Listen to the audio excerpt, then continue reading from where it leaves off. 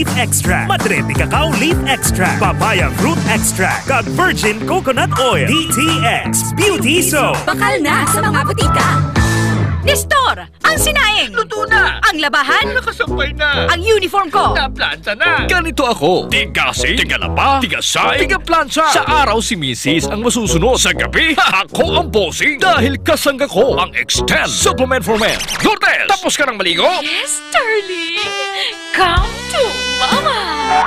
Extend Food Supplement for Men. May Maca at Lavawaska na nagpapataas ng energy at stamina para sa tigasing performance. Extend Food Supplement for Men para sa matino nga dugo. DTX 500 para sa healthy nga atay. DTX 500. Ang DTX 500 ang may mataas nga antioxidant nga amo naman ang nagatino sa imo atay. Basta tino ang atay, happy kanunay. DTX 500 masaligat, epektibo. DTX 500 mataas pala ang imo blood sugar. DTX 500 ikaw pala ang may diabetes. DTX 500 ang DTX 500 ang may powerful compounds nga nagapanupo kag kontrolar sa imo blood sugar. DTX 500 masaligat, epektibo. DTX 500 D3 Bio. Ako si Kenneth, isa ka ESL online teacher. Diagnose ako nga may kidney stone. Dako gid ang nabulig sang D3 Bio sa akon matapos ang duha ka bulan niya pagtumar. Natunaw gid ang bato. D3 Bio. Ang D3 Bio nga may PCO. Ang PCO nga may D3.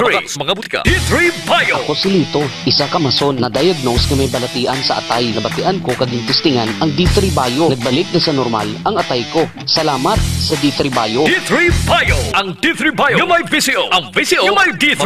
Mga butika. K5 News FM, championing the lives of the Filipino. Wow, may puso. Kampiyon sa balita, kampiyon sa drama, kampiyon sa musika, kampiyon sa komentaryo, kampiyon sa serbisyo publiko. Pantera noon, K5 News FM na ngayon. Ito ang kampiyon nga istasyon. K5 News FM, championing the lives of the Filipino.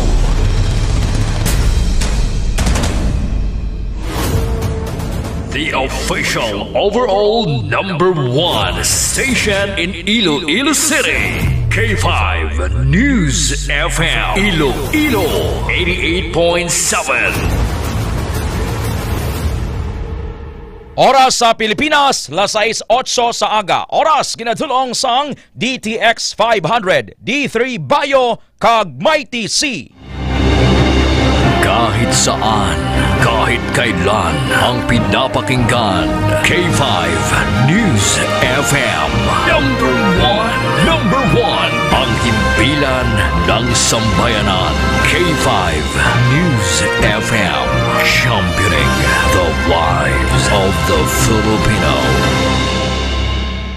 Live mula sa bulwagang balitaan ng K5 News FM Iloilo. Narito na ang mga nagbabagang balitang lokal sa iba't ibang bahagi ng bansa. Balita sa international, palakasan, entertainment at balitang negosyo sa DTX 500 Morning Newscast. DTX 500 Morning Newscast. At ngayon, narito na ang inyong mga tagapagbalita. Ka K5 Ted Aujero Francia at ka K5 Alex Escalante. DTX 500 Morning Newscast.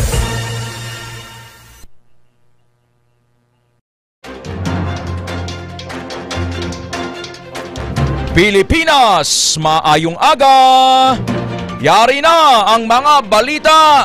Martes, Oktubre 7, 2025. 25 degrees Celsius ang temperature sa siling oras. Magalumon ang kahawan. Mga ka-K5, welcome na sa DTX 500 Morning Newscast. Sarang kita mabatian sa 88.7 sa inyo tagsa ka mga FM radio dial. Makitan kang mabatian man kita worldwide, pinaagi sa ato nga official Facebook page kag YouTube channel ang K5 News FM Iloilo 88.7. Sa kinaandan kami ang inyo mga tagbalita, Ted Aujero Francia. Kag ako naman si K5 Alex Escalante. Sa Pangulong Dinalan, ginadulong sa kaalwan sang DTX 500. DTX 500 nagatap na sang diabetes, hypertension kag cancer. Magtumar adlaw-adlaw sang DTX 500, the superior antioxidant. The story of the day. The story of the day. Panawagan ni Senador Alan Scram Cayetano nga snap elections, wishful thinking suno sa Marcos administration. Duha ka overpriced ka mga proyekto sa syudad sang Iloilo, kinapa-review sang alkalde. Construction sang Panay Guimaras Negros Bridge magapadayon suno sa DepEd 6. Balita regional, mga bataon nga babae sa Antique, madamo ang nagabusong. Sa balita sa K5 Network News, DPWH sa Region 8 nagalikaw sa media. Sa balita national, Senate President Vicente Soto kumpiyansa nga wala sa matabo nga kodita antes mag-adjourn ang Senado sa Biyernes. Department of Justice Secretary Jesus Crespin Remulla kandidato nga mangin ombudsman. Balita international, drone attacks ang Russia sa Ukraine nagpatay sang 5 ka mga tawo. Presyo sang produktong petrolyo nagsaka na naman. Balita sa inampang sa boxing, Manny Dapitan Pacquiao ginahikot na ang masunod nga sambua sa Enero. Sa balita entertainment, taga Bacolod City nga alumna nga si George Agpangan engaged na sa iya non-showbiz boyfriend. Lalaki sa Japan nakatipon sang Tumay kadamo nga kwarta, Ma'am Bings PSD, Ma'am Betty Soloso Sir Bebot, Ma'am Sylvia Pama, kay way nagawag kakaon. Kakaon lang siya, utan. Ayos man ina. Bishop Don! Mami Cheng! Nagaragotong good morning. Pangapin na kamo DTX Coffee Mix ha. Kay Ma'am Joneline Haudines de Doroy. Jean Ray Siman, Pastor Bobby Riman. Kumusta si Ma'am Mimi? Ma'am Mimi, Catalunya Iriman, good morning. Ma'am Aisha Ahmad, Ma'am Bings Birthday. Ma'am Maricel Casiple. Las 6:12 sa aga sa Pilipinas. Oras kinadulong sang Mighty Sea. The story of the day. The story of the day.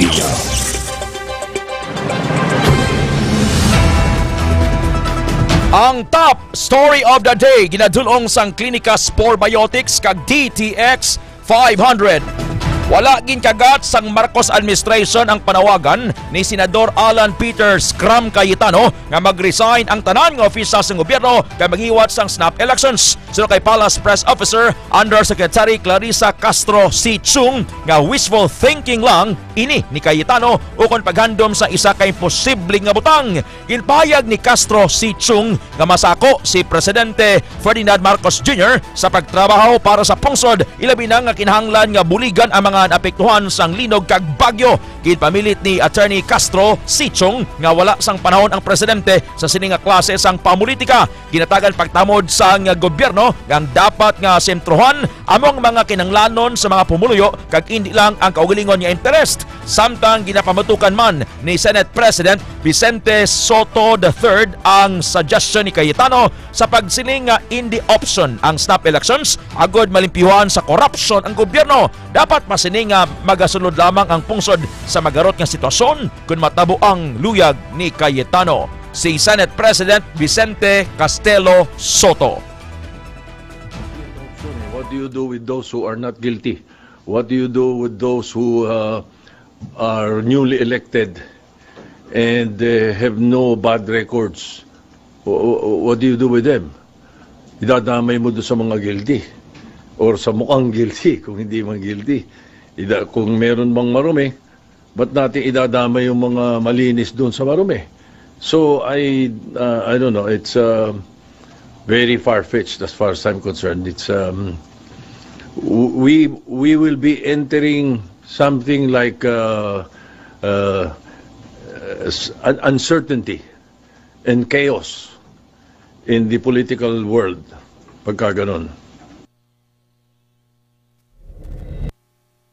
Balitang Lokal.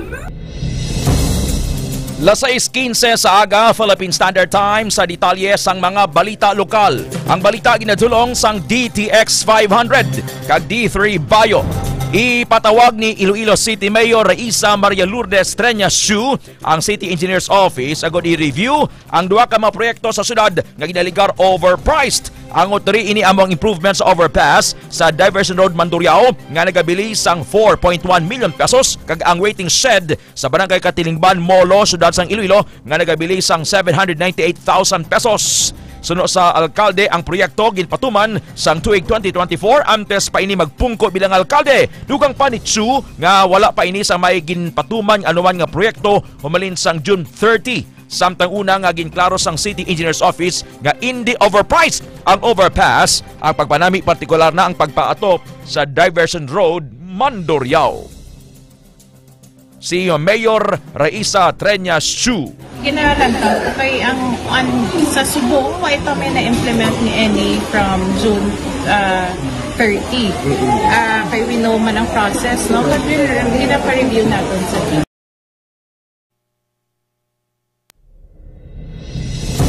Sa dugang pa nga balita lokal, Mayor Raisa Treñas Shu maga-deliver sa iya State of the City Address buwas Oktubre 8. K5 Jenny Kauyunan sa report. Natala na nga maghatag sa iya State of the City Address o konsoka si Iloilo City Mayor Raisa Treñas sa Oktubre 8, 2025 kadungan sa ika-114 nga adlaw sa pagpungko bilang alkalde. Suno kay Treñas, isa sa mga highlights ng iya speech amo ang 40 ka mga programa nga iya natukod sumungod sa nagpungko ini bilang alkalde, ilabi na ang pagpatukod sang Atipan Center sang Agosto 19, 2025. Samtang lakip man diri ang iya long-term goals kag short-term goals bilang alkalde sa Iloilo City. Ginalauman naman ang mga presensya sang opisyal gikan sa nagkalain-lain nga government offices sa nasambit nga kahiwatan na. Programs gid naton nga gin-launch naton sa first 100 days dara naton i-share kag ang mga small wins man naton in the first 100 days. Amo nang aton i-present plus ano pagid ang aton nga mga plans, short-term and long-term plans para sa syudad. Sa karon, wala pa sang pinal nga desisyon kung sa diin hiwaton ang State of the City Address sang alkalde. Report nagikan sa Iloilo City ini sa K5 Jenny Kauyunan para sa Kampiyon nga Balita Serbisyo Publiko kag Kalingawan sa Iloilo. K5 News FM. Las 6:18 sa aga, Philippine Standard Time, oras dulong sang DTX Coffee Mix. Probinsya sang Iloilo magabulig sa mga biktima sang linog sa Cebu. K5 Alex sa report. Mapadala sang bulig ang Iloilo Provincial Government sa mga naapektuhan sang 6.9 magnitude nga linog sa Cebu. Sunod kay Iloilo Governor Arthur Defensor Jr., target sang lokal nga panguluhan nga mapadala ang bulig binansyal sa Subo nga semana. Dugang pa ni Defensor, ginatumod pa kung diin kuhaon ang budget pangod nga may duha ka pondo nga mahimo kuhaan sini, lakip na ang disaster fund.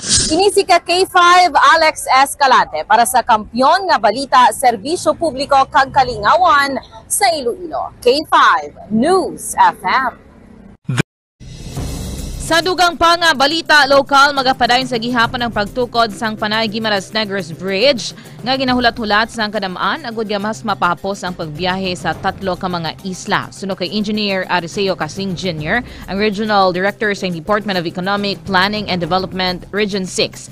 Padayon sa gihapon ang plano kag on track ang talatapan. Kasunod sini sang nagalap ng impormasyon nga nag-withdraw ang Korean government nga mega project kasunod sang infrastructure projects anomaly, ilabi na ang flood control projects. Inalauman nga magsumite sang pinal nga detailed engineering design o kung DED sa last quarter sang tuig 2025 halin sa mga consultant. Target sa gihapon nga matapos ini antes magtakop ang administrasyon ni President Ferdinand Marcos Jr. Alas 6:20 sa aga, oras kinadulong sang D3 Bayo. Magluwas sa wala pa matapos kaaganan flyover sa Pavia, Iloilo. Gina-follow up man sang Iloilo Provincial Government ang iban pang infrastructure projects nga ginatukod sa probinsya sang Iloilo. Suno kay Iloilo Governor Arthur Rivera, Defensor Jr., kapareho sang pag-follow up niya sa atrasado nga construction sang aganan flyover, iya man gina-follow up ang iban pang proyekto sang Department of Public Works and Highways sa DPWH. Dugang pa sang gobernador, alalangay lang ang iya approach sa mga proyekto nga ginatukod sa probinsya, kasubong na lang sang Halau River Multipurpose Dam kung sa diin iya ginatawgan ng agency agud magpangayo sang update angot 3. Madumduman nga ginsulatan ni Governor Defensor si DPWH Secretary Vivencio Bringas Dizon angot sa status sang flyover nga ginmalistahan sang tawo bangod nga pagtan-aw sang pila ka mga Ilonggo nga subong lang nagpabatsag. Kadaghatag sang komento ang gobernador na hanungod sa pagtukod sang aganan flyover. Sa kaangot nga balita lokal, nagalaom si Iloilo Governor Arthur Defensor Jr. nga positibo ang mangin response o konsabat ni Public Works and Highways o DPWH Secretary Vivencio Dizon angot sa status ng aganan flyover. Suno kay Defensor sa subong wala pinisang manabaton nga sabat gikan sa Tiglikom, apang positibo naman ini nga mangin maayo ang sabat ni Dizon. Dugang pasang gobernador luyag niya nga matapos ang tuman kaatrasado nga pagtukod sang flyover bangod nga ini ang nagahatag na sang huol sa mga pumuluyo ilabi na sa mga motorista. Alas 6:21 sa aga, oras kinadulong sang DTX Beauty Soap. Plano sang Iloilo City Government nga tingubon ang opisina sang Traffic and Transportation Management Office o TTMO kag Public Order and Safety Management Office o POSMO nga ginapamunuan ni Oldarico Garbanzos. Suno kay Oldarico Garbanzos, ginapropose na nila ang plano nga pag-merge o pagtingob sang duha ka opisina agud ma-regularize ang mga qualified enforcer kag mapunduhan sang Iloilo City Government. Dugang pa sa natungdan nga kun ma-regular ang mga enforcer sarang na nga ma-deputize sang Land Transportation Office agud magpatuman sang traffic rules and regulations. Samtang magluwas sa deputization, sarang mapabaskog man ang performance kag monitoring sang mga personnel. Apang ginklaro ni Garbanzos nga limited lang ang personnel nga ay regularized nga nakadepende sa ilang manami nga performance. Sa dugang pa nga balita lokal, ginbuksan na sang Iloilo City Government ang talatapan para magsabat sa mga kabataan nga mayara sang special needs sa syudad sang Iloilo. Suno kay Gabriel Umadhay,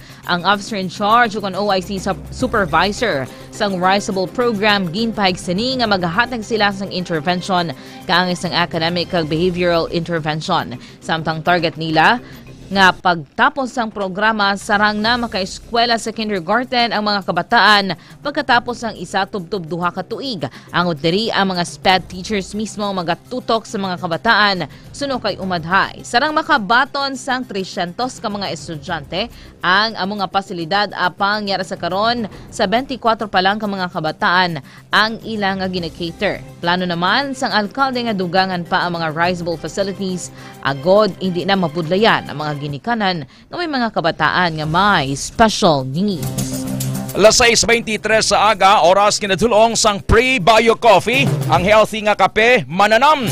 Gin-accredit na sang Department of Health bilang Level 2 Adolescent-Friendly Health Facility ang San Enrique Primary Care Facility sa San Enrique, Iloilo. Suno kay Dr. Rodney Labis sang Iloilo Provincial Health Office, bangod nga Adolescent-Friendly Health Facility certified na ang among pasilidad sa San Enrique, mayara na sang dedicated nga lugar ang Rural Health Unit kag may schedule kag trained personnel nga maghatag sang basic adolescent health services. Dugang pa ni Dr. Labis, mayara man sang specialized services para sa adolescent nga mag-aatipan sang concerns angos sa medical health, mental health, sexual kag reproductive health, nutrition kag substance use.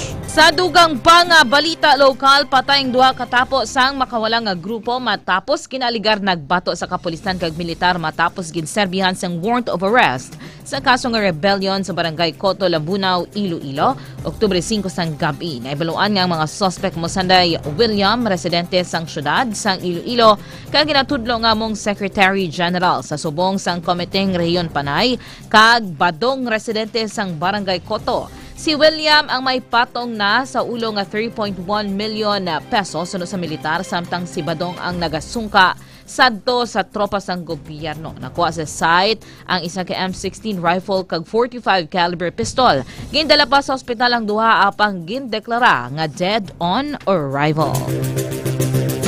Las 6:25 sa aga, oras kinadulong sang DTX 500. Suspect na nagtiro sa ex-convict sa Molo na tumod na sang pulis. K5 Karen sa report.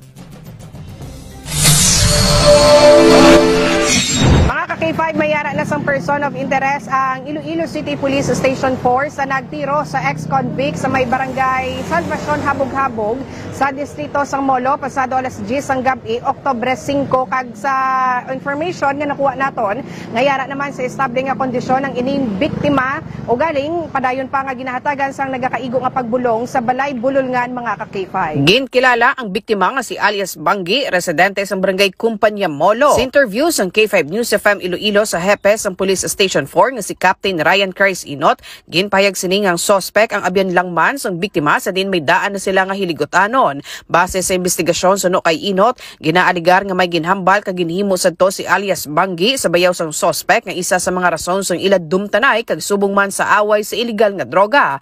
Naibaluan nga gikan sa kumpanya ang biktima upod ang isa pa sini kaabyan nga si alias Banhaw kag may kadtuan kuntani sa Salvacion, Habog-Habog sang sila ang ginsundan sang suspect nga nagasakay sa motorsiklo kag gintiro si alias Banggi sa makapila ka beses apang wala na puruhan.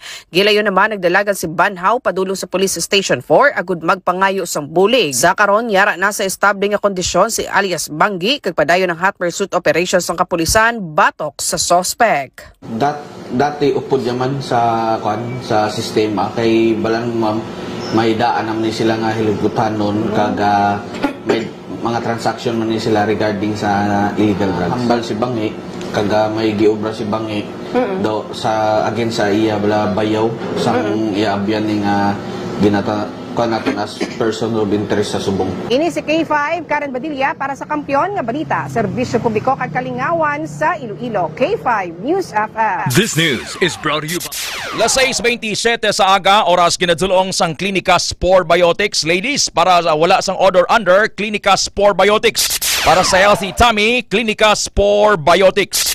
Sa kaangot nga balita lokal, mga bala nga nagdulot sa guyasang biktima nga ginuthang sa Molo na hukas na. Yari ang report. K5 biktima sang pagpanglutang sa distrito sang Molo, hindi na magpasaka sang kaso. Mga bala sa guyas sini nahukas na. Yaring detalye sa kato nga balita. Nahukas na ang 3 ka mga bala sa guyas sang biktima sa pagpanglutang si alias Bangi, 27 anyos, sa Asico Subdivision, Barangay Salvacion, Habog-Habog, Molo, gabi sa Oktubre 5. Suno kay Police Captain Ryan Cris Inot ang OIC sa Police Station 4. Estable na ang kondisyon sa biktima kag padayon nga paayo sa Iloilo Doctors Hospital kag nagapahayag ang biktima nga hindi na siya nga magpasaka sang kaso. Madumduman nga pasado oras 10 sang gabi sang minabatian ang pumuluyo sang 3 ka mga lupok sang pusil. Natugiban nga si Bangi ang nagahamyangon sa kilid sang dalan pasulod sa Asico Subdivision kag 11 hanay sa droga ang ginalantaw nga motibo.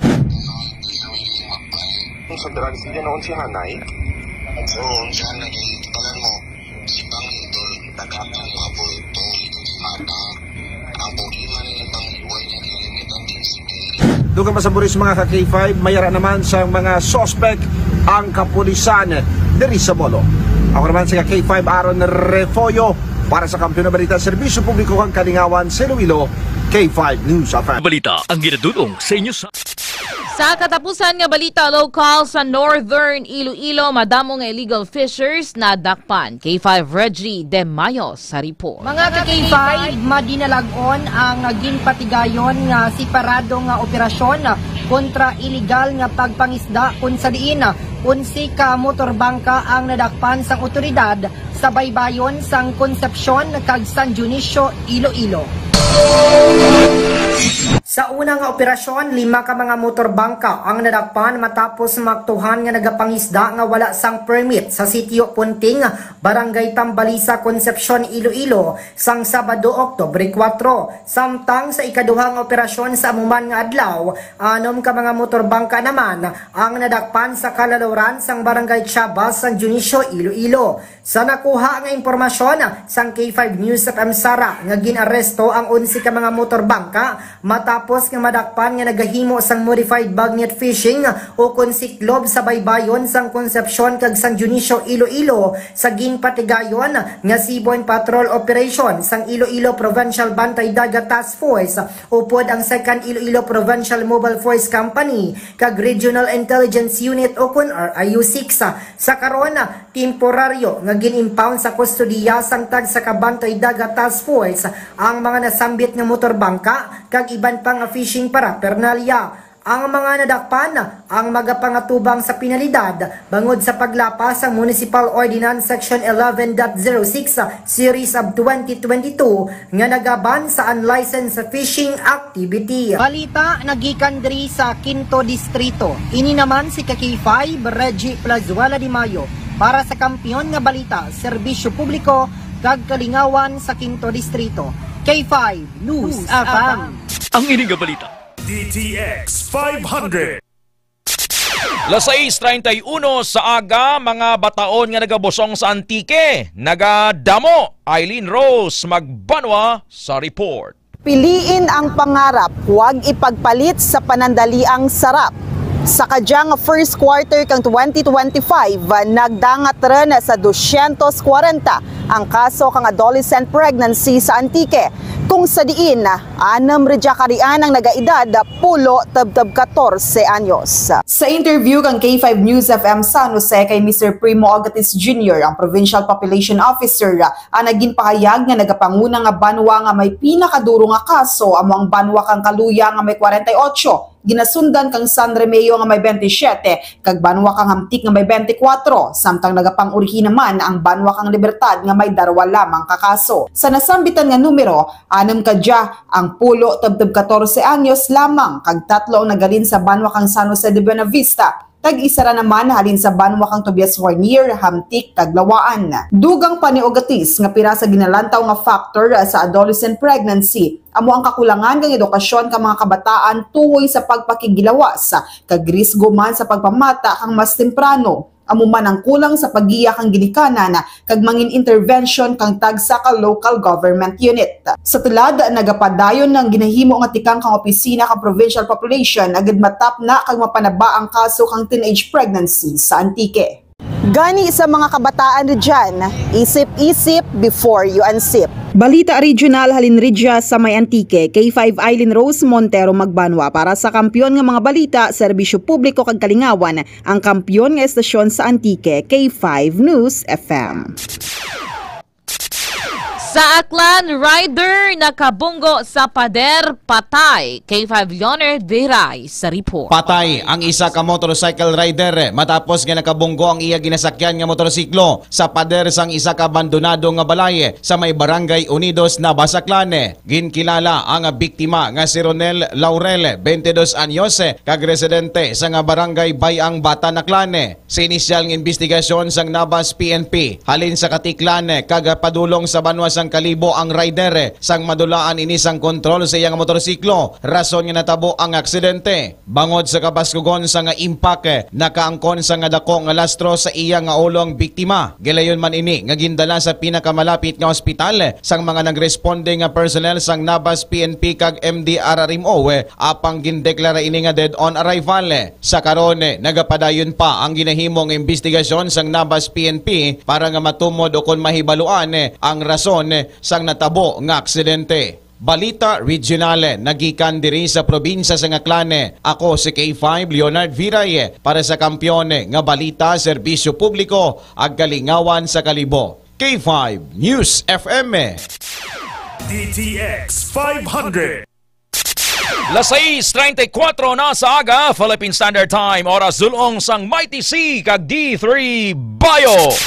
DPWH Regional Office 8 nagalikaw sa media Roger Tilana sa report. Tila mailap ngayon sa mga taga-media ang Department of Public Works and Highways o DPWH Regional Office 8 matapos tanggihan ang ilang kahilingan para sa panayam hinggil sa mga proyektong kanilang ipinatutupad, partikular na ang mga flood control projects sa rehiyon. Ayon sa mga mamamahayag, maging ang simpleng pag-record ng video sa labas ng compound ng nasabing ahensya ay ipinagbabawal na rin base sa direktibang ipinatutupad ng kanilang security personnel. Kamakailan, pinagbawalan ang team ng K5 News FM Tacloban na magsagawa ng stand-upper o on-cam report sa harap ng tanggapan na sana'y bahagi ng balitang may kaugnayan sa mga proyekto ng DPWH sa Eastern Visayas.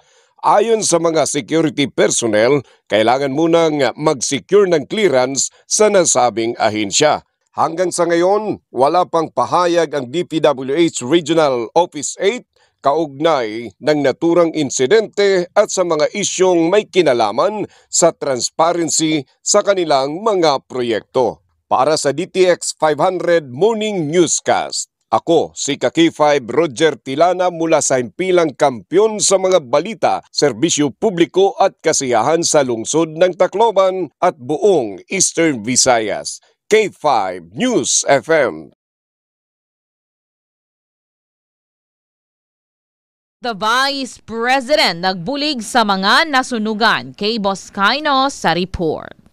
Nagbigay ng tulong ang Office of the Vice President para sa mga nasunugan sa Barangay 17, Cagayan de Oro City. Dumating kahapon ang van na may kargang mga kahon ng food packs. Naglalaman ang bawat kahon ng bigas, canned goods at iba pang food items. Ayon sa mga personahe ng OVP na naatasan sa paghatid ng donasyon, nasa 170 na boxes ang kanilang dala. Ayon kay Barangay Chairman Anthony Aterveri, malaking tulong ito para sa kanila. Tinatanaw nila na utang na loob ang lahat ng natanggap na tulong. Maliban sa OVP, maraming individual, kumpanya, grupo, opisyal, ahensya ng gobyerno ang nagpaabot ng kanilang tulong. Tinututukan rin ng Barangay 17 ang pagpapatayo ng 100 na mga bahay na natupok na hindi gawa sa light materials.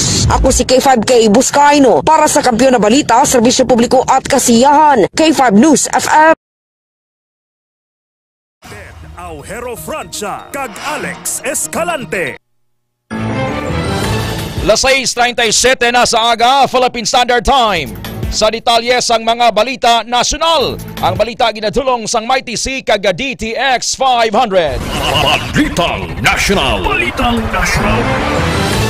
Bugos ang kumpiyansa ni Senate President Vicente Castelo Soto III nga wala sa matabo nga kudita o kung pag-ilis ang liderato sa Senado, 3 adlaw antes mag-adjourn o kung magtapos ang session sa mataas ka panalgan sa Kongreso sa Biyernes, Oktubre 10, 2025. Nagkasalik si Soto nga hindi magtalikod sa iya ang mga miyembro sang majority bloc kag padayon siya nga suportaran sa iya liderato sa Senado. Sunod pa kay Soto nga hindi man kinahanglan ang loyalty check sa mga senador. Confirm sa natungdan nga nakaisayuhanay sila ni Senador Alan Peters Cram Cayetano angot sa huring-huring nga kodita sa Senado. Sunod sa iya nga ginpangiduhala ni Cayetano ang sugilanon, bagay nga ginasaligan man ini ni Soto na ibaluan nga nagagwa nga si Cayetano ang magabulos kay Soto bilang Senate President kung matabo ang ginapahayag kodita sa Senado. Si Senate President Vicente Castelo Soto III. Ano naman dito sa Senado pagka nanggagaling sa social media yung kwento, well, madaling kumalat dahil social media, pero I don't see it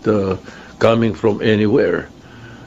In fact, no, the other day nagkausap kami ni Senator Alan at nababanggit na rin yan eh. Sabi niya nga, siya mismo nagsabi sa akin, wala naman akong kinakausap kahit sino eh, sabi rin niya. Oh, nagkakausap-usap naman kami. Pagka mayroon mga lumilitaw na ganyan, I get messages from some of them saying na, ano ba yan, we should listen to that, mga ganun-ganun. Yeah, no need for a loyalty check. Sa dugang pang balita national, ginkompirma ni Senate President Tito Soto III nga nagsumite na sa resignation letter si Senate President Pro Tempore Panfilo Lacson para sa pagbiya sini bilang chairman sa Senate Blue Ribbon Committee. Napetsahan ang resignation letter sa Oktubre 7, 2025 nga ginpadala sa opisina ng Senate President. Nasaan sa resignation letter nga ang rason sang pagbiya ni Lacson matapos nagpahayag sang pagkadismaya ang pila ka mga senador sa nanging direksyon sang investigasyon sa Blue Ribbon Committee kung sa diin labing nga natubok ang pila ka mga kaupod ng mga senador. Ginpayag ni Lacson nga sa iya sulat nga ginpili siya sa Blue Ribbon bilang chairman sunod sa kagustuhan sang iya mga kaupod nga mga senador kag ginpanginwala niya nga ginatumok ang mga senador kag may ginadampigan sa investigasyon. Las 6:40 na sa aga, Philippine Standard Time, oras kinadulong sang DTX 500. Ginpasa na sang Judicial and Bar Council kon JBC kay Presidente Marcos Jr. ang official listahan o kon shortlist sa mga nominado sa pagka-ombudsman. 7 sa mga aplikante ang nalakip sa listahan kung sa dinyara man ang pangalan ni Justice Secretary Jesus Crispin Katibayan Rimulya. Kalagip man sa nominated ang Mosanday Anay Commission on Audit Chairman Michael Aguinaldo, Retired Court of Appeals Associate Justice Stephen Cruz, Supreme Court Associate Justice Samuel Gaerlan, Office of the President Deputy Executive Secretary Annalisa Logan, Retired Supreme Court Associate Justice Mario Lopez, kag Sandigan Bayan Associate Justice Michael Frederick Musnge. 17 ang aplikante nga nagpaidalom sa public interview sa Judicial and Bar Council sa Korte Suprema humalin sa August 28 tubtob September 2, 2025. Sa katapusan nga balita national, ginpatod sang Philippine National Police o kon PNP nga nagapabilin nga bugos ang ilang suporta kay President Ferdinand Marcos Jr. kag wala sila sang nabaton nga panawagan nga bawion ang suporta sa presidente. Suno kay Acting PNP Chief Police Lieutenant General Jose Melencio Nartates Jr., wala sang opisyal, aktibo man o kon retirado nga nagapalapit sa iya o kon sa bisan sinuman nga mga tinawo regional directors kag commander agud questionon ang liderato sang presidente angot sa isyu sang korupsyon. Ginpamilit ni Nartates nga maathag si Marcos ang ginpili sang mayorya kabangdanan nga wala sang rason agud nga questionon ang iya nga liderato. Dugang paniya nagapabilin nga mataas ang moral sa mga pulis kag padayon sila nga ginatuman o kon padayon nila nga ginatuman ang ila katungdanan sa idalom sang iya administrasyon. Hindi naman kinahanglan sunod sa iya sang loyalty check sa linyada sang kapulisan. Alas 6:42 sa aga, subong adlaw Martes, may free consultation sa Klinika de Alternativo Medicina and Wellness Center, Haro, Iloilo City Branch. Sa kilid sang Robinson's Place, Haro, alas 8 sa aga, tubtob las 5 sa hapon. Sa Pasig kag Kalinog branches, kada Lunes kag kada Huwebes ang free consultation. Free consultation man sa Klinika de Alternativo Medicina and Wellness Center, Miag-Aw Branch, Baybay Norte, Miag-Aw, Iloilo, kada Domingo. Las 6:42 sa aga. Balita International. Ang balita sa luwasang pungsod ginadulong sang DTX 500, Klinika Sport Biotics, Mighty C kag D3 Bio. Sa Ukraine, 5 ka mga tawo ang patay kag madamo ang napilasan sa drone attack sang Russia sa Ukraine. Sino kay Ukrainian President Volodymyr Zelensky nga 4 ka mga magpamilya lakip ang 15 anyos nga dalagita ang napatay sa drone strike sa Lapaiva sa Lviv region. Bangod sa insidente, nadulaan sang supply sa elektrisidad ang lugar. Gilayon naman nga ginpalupad sang Poland ay fighter jets matapos ang insidente sa Ukraine. Una nga ginpahayag sang Russian Defense nga madinalagon ang ila pag-atake nga ang target amo ang military ka infrastructure sang Ukraine. Sa katapusan nga balita international sa Amerika, kumpiyansa naman si US President Donald Trump nga mahilway ang mga preso sa Gaza. Sunod sa iya kun magdinalagon ang pagsinapol sa mga mediators sa Egypt para sa indirect peace talks sa tunga sang Hamas kag Israel. Ginpatigay ng nasampit nga pag-istoryahanay matapos nga gingasugtan sang Hamas ang pila ka bahin sang 20-point US peace plan. Ang ilang kasugtanan naglakip sang paghilway sa mga bilanggo kag pagtugyan sang Gaza sa liderato sa mga Palestinian technocrats. Ginpanindugan sang presidente sang Estados Unidos nga maayo ini nga kasugtanan para sa Israel kag sa bugos nga Arab world, sa music world, akon sa Muslim world kag sa bugos nga kalibutan. 6:44 na sa aga. Sa imong nga pagpamati sa mga balita, Ma'am Beth Idarlilia, Sir Aldrin Bere, kay Sir Steven Hirardino. Blessed morning kay Mr. Superman, classmate, Mr. Steven Hirardino. Good morning, sir.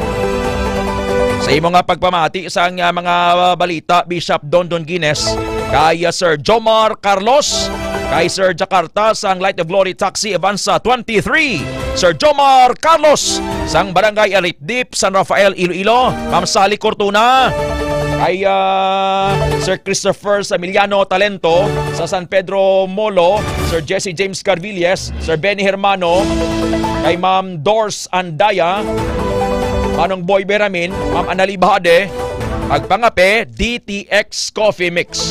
6:45 sa aga. Oras kinadulong sang Mighty C Syrup for Kids. DTX 500 Morning Newscast. Balitang Negosyo. Ang business news kinadulong sang Klinika Spore Biotics, 1 calamansi juice powder kag Mighty C.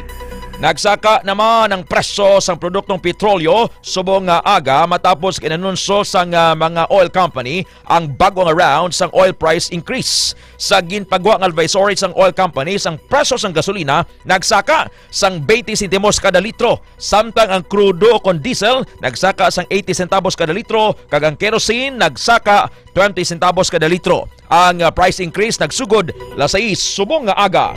Sa reference rate, 189 pesos and 89 centavos ang baylo sang Kuwaiti dinar, 82 pesos and 5 centavos ang Jordanian dinar, 78 pesos and 24 centavos ang British pound, 151 pesos and 37 centavos ang Omani rial, 65 centavos ang Lebanese pound, samtang 57 pesos and 98 centavos ang United States dollar, 38 centavos ang Japanese yen, 77 pesos and 98 centavos ang United Kingdom pound, 7 pesos and 45 centavos ang Hong Kong dollar, 72 pesos and 80 centavos ang Swiss franc, 41 pesos and 54 centavos ang Canadian dollar, 44 pesos and 94 centavos ang Singaporean dollar, 38 pesos and 21 centavos ang Australian dollar, 153 pesos and 86 centavos ang Bahraini dinar, 15 pesos and 46 centavos ang Saudi rial, 44 pesos and 77 centavos ang Brunei dollar, 35 centavos ang Indonesian rupiah, 1 peso and 79 centavos ang Thai baht, 15 pesos and 79 centavos ang United Arab Emirates dirham, 68 pesos and 1 centavo ang euro, 41 centavos ang South Korean won, 8 pesos and 14 centavos ang Chinese yuan, 40 centavos ang Argentinian peso, 10 pesos and 86 centavos ang Brazilian real, 9 pesos and 10 centavos ang Denmark kroner, 65 centavos ang Indian rupee, 13 pesos and 78 centavos ang Malaysian ringgit, 3 pesos and 15 centavos ang Mexican new peso, 33 pesos and 71 centavos ang New Zealand dollar, 5 pesos and 82 centavos ang Norwegian kroner, 3 pesos and 36 centavos ang South African rand, 6 pesos and 19 centavos ang Swedish kroner, 1 peso and 90 centavos ang New Taiwan dollar, samtang 31 centavos ang Venezuelan bolivar. 6:47 sa aga, oras kinadulong sang Mighty C. Blessed morning kay Manong Imbong Siloberes, Sir Danilo Siloberes, and Tita Tessie Barrio Siloberes sa Sohoton, Barotac, Nuevo Iloilo, Tomardon DTX 500, kay Sir JC Garvilles, nagapanilheg, nagapabalhas, Jesse James Garvilles, kay Ma'am Selfa Garvillas, good morning. Sir Alfonso Lorca Jr., good morning also kay Ma'am Eden Bayas and Sir Roger Bayas, gawa nga lang radyo niya dra sa Salihid, Barotac, Nuevo. Mami Buday Abilieto and family, good morning. Sir Edgar Badbadon, Ma'am Chari Estancia, kay Sir Steven Heradino, Sir Bambu Durem Desnaba IV, kay Kong Bebot, and Ma'am Ding Nava sa Ermita, Dumangas, Iloilo. Good morning. Mami Cheng Dongines. Good morning, Day. Christopher Emiliano Talento. Tumarka mo D3 Bayo, ha? Sir Fred Pascala, Sir Ben Hermano, kay Mr. Guay. Good morning, sir. Arnold Sicat Gutierrez, Gemma Crisalis Sumido, Joel Finolan Fuentes, Jerlan Sumido, Erlina Telarma Goles, and Sir Noel Goles. Sa Quintin Salazaro, Hilbert Esplana Catalan, Remia Panes, and thank you also kay Ma'am Tersila Dicena, Ma'am Tersila Dicena and Sir Joseph Dicena, Ma'am Aisha Ahmad, kay Sir Jomar Carlos, kay Sir Jakarta sa Avanza 23 Light of Glory Taxi, Ma'am Sally Cortuna, Ma'am Joy Hordan, las 6:49 sa aga. Sa ato ng balita sa hinampang, gina-finalize na ni Filipino boxing champion Manny Pacquiao ang sambuwa nila ni WBA welterweight champion Rolly Romero. Suno kay Pacquiao nga mahimo hiwaton ang sambuwa sa bulan sang Enero tuig 2026. Dugang pa sini may pilalang ka mga gamay na lang nga bagay nga ginahikot. Si Pacquiao ang mayaras ang record nga 62-3 win-loss draw. Samtang si Romero naman nga just isya tika tuig mas bata kay Pacquiao ang mayara sang just isya tika daog kag duha ka pierde nga may just isya man ka mga knockouts. Nagwa ni Romero ang bakante nga WBA title matapos lutuson si Ryan Garcia pinaagi sa unanimous decision sadtong Mayo sa Cebu ang ginhiwat sa New York City. Halong sa peke nga DTX 500 nga ginalibot sa kabarangayan, bakal direkta sa product centers, agad masiguro nga organic. Ma'am Irene Diquito, good morning. Ma'am Susa Ralios, Ma'am Susa Ralios and family sa Barangay Bakay, Dumangas, Iloilo. Kay Ma'am Lori Abadunyo de la Cruz, kay Ma'am Mildred Diloso Pabon sa Pulao, Dumangas, Iloilo. Sir Jeril Burgos, Tanangonan, and Dr. Jaira Joy Formiliesa Guevara. Dr. Jaira Joy Formiliesa Guevara, God bless you, ma'am. Kay Sir Rampark Mendoza, Mendoza Store sa Anuring Sara, Iloilo.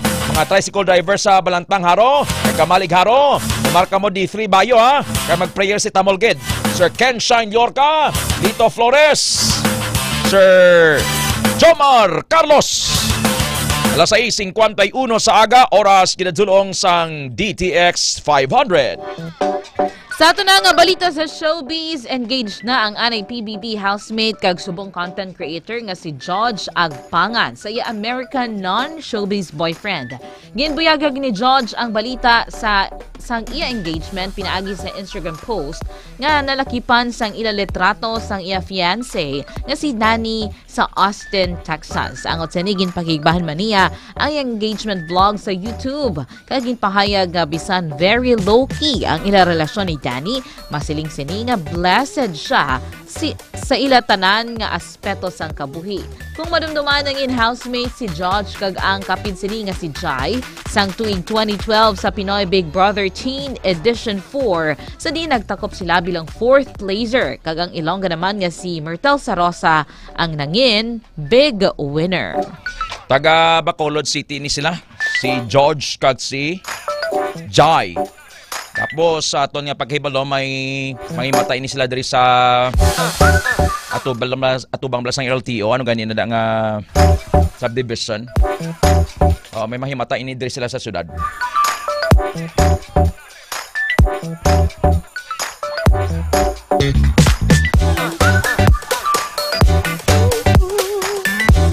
Alas 6:52 na sa aga, Ma'am Jessa Ibison. Kay Lucas. Isa ka rin, Lucas. Good morning. Kay Sir Mark Glenn Diquito. Sir Mark Glenn Diquito. Kay Dr. Jaira Joy Formiliesa Guevara. Pamilya Tanangonan. Tumarka mo D3 Bayo, ha? Sir Roberto Salarda Sales. Kay Ma'am Marie Jean Salarda. Kay Sir Clarence. Ma'am Joy Hordan. Kay Ma'am Mimi Didoroy. Good morning also kay SB Arman Cabarles sa Tinan Sur, Leon, Iloilo. Kanamo sa naglantaw dira ka nagapamati sa ila radyo. Alfonso Lorca Jr., Ma'am Chari Estancia, Ma'am Beth Idalilla and Sir Arturo Sir Jonathan Labdo sang Daily Driven Taxi nagapamati, kay Sir Alejandro Harris, kay Sir Jael Alvarez sang Renzo Taxi, and Sir Boying Dilasan dira sa PhilCab Dumangas, kay Sir Edwin Desa Jr. sa Sitio Binaubao, Barangay Kali, Dumangas, Iloilo. Good morning, Pastor Bobby Riman. Advance birthday greetings, Pastor Bob. Alas 6:54 na sa aga. Basi matingala ikaw Manong Imbong, mambes nga ano dayag nahulag ni Tedayan. Hulagan sa kamera ha.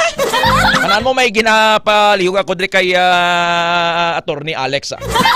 Sa balitang extra special, Lucas! Isakari! How are you, my dear? I miss you na. Sir Ethan James Sarmiento, kay Ma'am Nisal Dumdumaya, Nesal's Cakes and Pastries. Namining cake ni Ma'am Nisal kag ni Ma'am Mimi ipare sa DTX Coffee Mix mo. Sa Japan, Sir Ethan James Sarmiento, padamo sa ato na nag-struggle kon pagkinot kag pagtipon sang kwartang istoryahan. So din may mga iban nga nanigulang lang, pero lagi sa natipon nga kwarta. Kung may ara giman Manong Dan Calvo, gamay lang. Sa Japan may lalaki, Manong Dan Calvo, Ma'am Silin, nga makabig inspiration sang mga luyag makatipon sang dako. Matapos nga inisa ang nakatipon sang 135 million yen o kung halos 1 million US dollars sa sulod sang 21 ka tuig pagi sa tuman gid lang simple nga pagpangabuhi kag sobra nga pagkinot Manong Imbong Siluberes. Nagapuyo siya sa baratuhon nga kwarto sa dormitory, nagalikaw sa mga luho kabisan sa pagkaon. Nagakinot siya, masilin kanon langgid kag utan ang iya nga ginakaon adlaw-adlaw. Bastante nang iya natipon nga kwarta para sa iya early retirement. Yang natipon niya tanan 52.2 million pesos. Hindi man ni sa bagit, no? Dili ka na kag Dikito families. Apple Kamarisiman, Sir Jean Ray. Alas 6:56 na sa aga, oras ginadulong sang Klinika Spore Biotics DTX 500 kag Mighty C.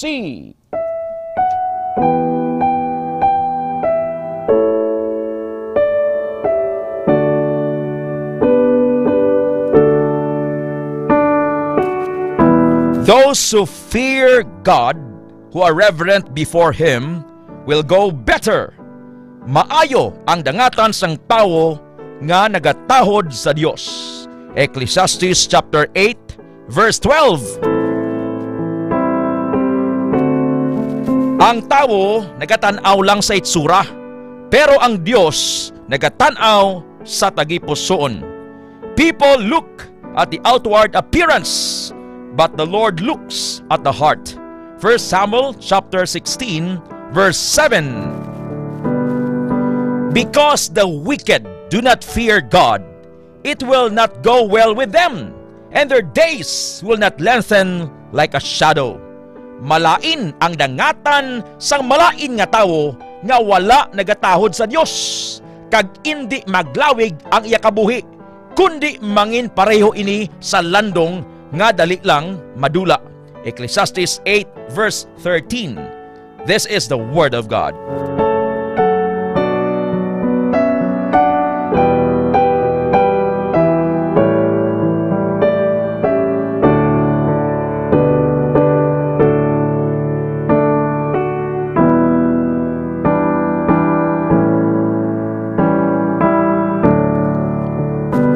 Isaiah 60 verse 22, in His time.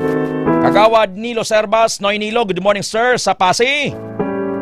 Pastor Bobby Riman, Ma'am Apple Kamarsiman, Ma'am Maricel, kay Ma'am Marie Thalia Mitzelina, Sir Eric Monterosa Gose, Kagose family sa Dabong Haniway, Iloilo, kay Sir Joe, kay Sir Ronnie Patingo, and Ma'am Jo Patingo, Ma'am Ninfa Tahala, Mark Glenn Dikito, Ma'am Nisal Dumdumaya, and Ma'am Mimi Didoroy, kay Gingging, Nardi Hope, Franza Ordena, Manong Imbong Siluberes, Bishop Don, and Mami Cheng, kay Ma'am Gigi. Ang oras, alas 6:58, oras, ginadulong sang Klinika Spore Biotics, DTX 500, kag D3 Bayo. Ted Aujero Francia, kag Alex Escalante. Magpamati sa Health Alert, Ted Aujero Francia. Kag K5 Alex Escalante. The Lord bless you and keep you. Don't leave home without prayer. Para sa Kampiyon nga Balita, Serbisyo Publiko, kag Kalingawan sa Iloilo, K5 News FM. Kampiyon sa balita, kampiyon sa drama, kampiyon sa musika, kampiyon sa komentaryo.